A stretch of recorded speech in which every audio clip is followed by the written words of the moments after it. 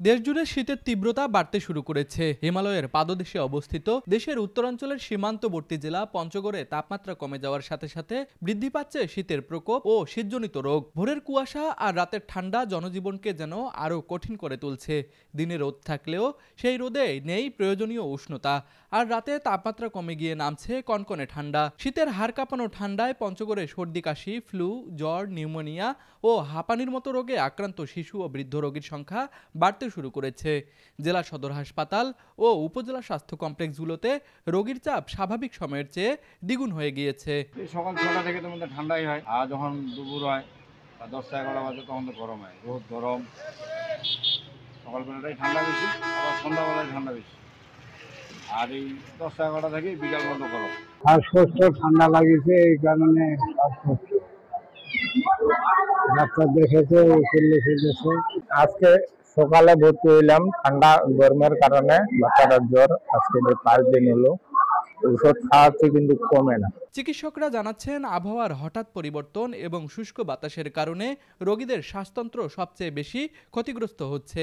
এ অবস্থায় বিশেষজ্ঞরা শিশুদের গরম কাপড় পরানো, পাশাপাশি ঘরের ভিতর ও বাইরের তাপমাত্রার পার্থক্য কম রাখা, ধুলোবালু থেকে দূরে রাখা এবং প্রয়োজন হলে দ্রুত চিকিৎসকের শরণাপন্ন হওয়ার পরামর্শ দিয়েছেন। আমাদের বিভাগে শিশু বিভাগে প্রতিদিন প্রায় 350 থেকে 400 রোগী আসে। যারা কম অসুস্থ তাদেরকে চিকিৎসা দেওয়া হলে তারা চলে যাচ্ছে, যারা বেশি অসুস্থ তাদেরকে আমরা ইনডোরে ভর্তি করাচ্ছি। বিশেষ করে এখন সর্দি, কাশি, জ্বর এবং ডায়রিয়া রোগী আসতেছে। আমাদের ওষুধ সরবরাহ পর্যাপ্ত, তবে আমাদের বেড সংকুলান কম আছে, সেই জন্য রোগীদের অনেক সময় ফ্লোরে বা বারান্দায় থাকতে হয়। রোগীরা সেরে উঠলে তাদেরকে আমরা উপদেশ দিয়ে বাড়ি পাঠিয়ে দিচ্ছি। ডায়রিয়া রোগীদের জন্য বিশেষ করে হাত ধুয়ে খাওয়া, বাসি খাবার না খাওয়া, খাবারগুলো ঢেকে রাখা, এই ধরনের উপদেশ দেওয়া হচ্ছে।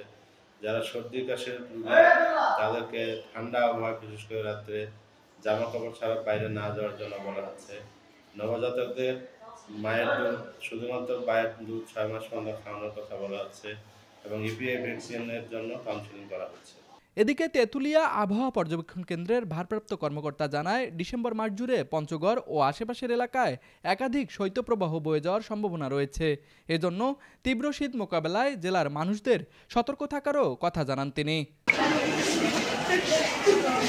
পঞ্চগড় প্রতিনিধি আবু সুফিয়ানের পাঠানো তথ্য চিত্রে তুষার আচার্য, ডেস্ক রিপোর্ট, RCTV।